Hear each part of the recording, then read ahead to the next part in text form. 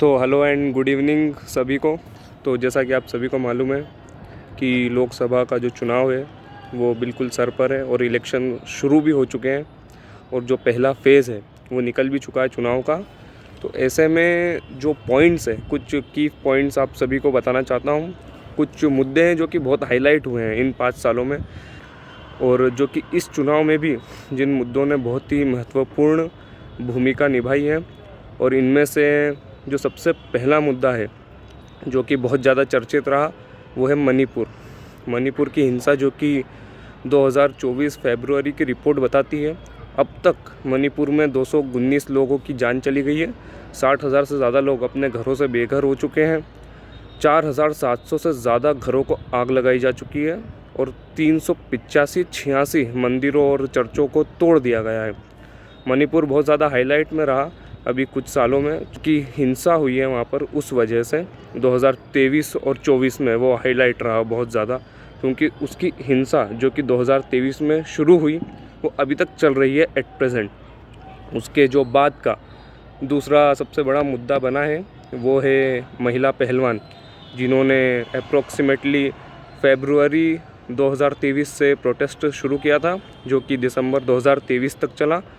और उनके प्रोटेस्ट का जो मेन मोटो था वो था रेसलिंग फेडरेशन के जो चीफ थे ब्रिजभूषण सिंह जी, उनके खिलाफ़ वो लोग प्रोटेस्ट कर रहे थे। और ये प्रोटेस्ट बहुत चर्चित भी हुआ, लेकिन इस प्रोटेस्ट से हटके सबसे बड़ी बात ये थी कि दिल्ली पुलिस कोर्ट को ये तक बोल चुकी थी कि जब जब मौका मिला ब्रिजभूषण सिंह को उन्होंने हरेस किया, महिला पहलवानों के साथ छेड़छाड़ की। ये एक बहुत बड़ा मुद्दा बना था और ये भी इसीलिए क्योंकि पुलिस ने खुद स्टेटमेंट कोर्ट को दे दिया था। जो कि तीसरा सबसे बड़ा मुद्दा रहा इन 5 सालों में वो था 2020 और 21 का पहला किसानों का प्रोटेस्ट, जो कि प्रोटेस्ट उन्होंने 3 कानूनों के ख़िलाफ़ किया था और जो कि 1 साल के आसपास ये प्रोटेस्ट चला, जिसमें 700-750 किसानों की जान चली गई। और उसके बाद ये मुद्दा हाईलाइट भी बहुत हुआ, लेकिन अभी जो दूसरी बार प्रोटेस्ट कर रहे हैं किसान, वो अभी शुरू किया उन्होंने 2024 में ही, और वो जो भी अभी तक भी चल रहा है, वो जो भी शायद फरवरी 2024 से उन्होंने शुरू किया और अब तक भी वो प्रोटेस्ट चल रहा है और इसमें भी अभी तक 5 किसानों की जान जा चुकी है। उसके बाद अगर मुद्दे की बात की जाए तो वो है क्राइम्स। और क्राइम्स में जबकि आप गूगल में सर्च करोगे that which city is known as the city of crimes, तो उसमें आपको दिल्ली का नाम दिखाई देगा। और दिल्ली इसलिए भी मुद्दा है क्योंकि दिल्ली की जो पुलिस है वो राज्य के अधीन नहीं आती है, वो केंद्र के अधीन आती है, इसलिए वो भी इस चुनाव का एक अहम मुद्दा रहा है। कई लूटपाट होती गई हैं और कई सारी चीज़ें दिल्ली में होती हैं। दिल्ली के क्राइम्स बहुत ज़्यादा हाईलाइट भी रहते हैं। ये तो हो गई एक्सटर्नल मुद्दों की बातें। अब अगर हम ग्राउंड लेवल पर मुद्दों की बातें करें तो जो कि हमारा शहर है या हमारा क्षेत्र है देवास, वहाँ के जो मुद्दे हाईलाइट होने चाहिए या होने चाहिए थे इस चुनाव में, वो ये थे कि जो कि पहले भी पिछले साल भी ये मुद्दे कहीं उठे थे। वो पहली चीज़ थी कि जो वंदे भारत ट्रेन आज देवास वंदे भारत से वंचित है, ये पहली चीज़ है। दूसरी चीज़ है जो कि कॉलेज के ऊपर, यूनिवर्सिटीज़ के ऊपर जो कि पहले भी कई आंदोलन हुए हैं और छात्र आए दिन प्रोटेस्ट करते रहते हैं, जो कि केपी कॉलेज में भी मैंने भी पिछली बार ये बात बोली थी और अभी भी बोलता हूँ कि वहाँ की हालत वर्स्ट से वर्स्ट होती जा रही है। और वहाँ पर ये जो कंडीशन है कि वहाँ पर इंग्लिश सब्जेक्ट में पढ़ाने के लिए, इंग्लिश लैंग्वेज में पढ़ाने के लिए कई प्रोफेसर्स ही नहीं हैं। तो बहुत सारी चीज़ें वहाँ पर भी गंदगी रहती है बहुत। वहाँ पर का जो वहाँ का जो वातावरण है वो बहुत बद से बदतर हो चुका है और इस पर कोई बोलता नहीं है, कोई बात करता नहीं है, और जो कि हाईलाइट होनी चाहिए थी लेकिन हुई नहीं है।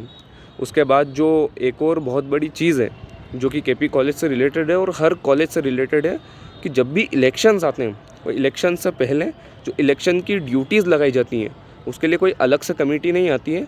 कॉलेज से जो प्रोफेसर्स होते हैं उन्हीं को ले लिया जाता है और इससे सबसे बड़ा जो नुकसान होता है वो छात्रों का होता है, क्योंकि अभी एग्ज़ाम्स सर पर है। एग्ज़ाम्स फाइनल ईयर की चल भी रही हैं, फर्स्ट ईयर और सेकेंड ईयर की पोस्टपोन कर दी गई है, लेकिन फाइनल ईयर की तो चल भी रही है। और जो 3 साल के एग्ज़ाम्स का जो टाइम टेबल भी आ गया था, इलेक्शन के घोषणा होने से पहले ही प्रोफेसर्स को ड्यूटी पर बुला लिया जाता है। उससे सबसे बड़ा नुकसान ये है कि कॉलेज बंद हो जाते हैं। अब उसके बाद जो छात्र हैं वो डाउट क्लियरेंस के लिए जाएँ कहाँ और करें क्या? इसके लिए इलेक्शन कमीशन को या सरकार को इन्हें अलग से टीम बनानी चाहिए, जो कि फॉर्मेशन इन लोगों ने नहीं किया। ये भी एक बहुत बड़ा मुद्दा है जो कि हाईलाइट होना चाहिए। उसके बाद एक जो बड़ा मुद्दा है जो कि इस इलेक्शन में भी हाईलाइट होना चाहिए था, जो कि पिछली बार भी हुआ था, वो है मेडिकल कॉलेज। मेडिकल कॉलेज आज हमारे पास सरकारी नहीं है हमारे क्षेत्र में। ये भी एक बहुत बड़ा मुद्दा है, क्योंकि स्टूडेंट्स को यहाँ से फिर पलायन करना पड़ता है और दूसरे शहरों में जगह ढूंढनी पड़ती है, दूसरे कॉलेजेस ढूंढने पड़ते हैं, घर वालों से दूर रहना पड़ता है। ये भी एक चीज़ है जो कि हाईलाइट होनी चाहिए। और कई सारी बातें होती हैं, लेकिन कुछ जो मेन फैक्टर्स थे वो मैंने आपके सामने रख दिए हैं।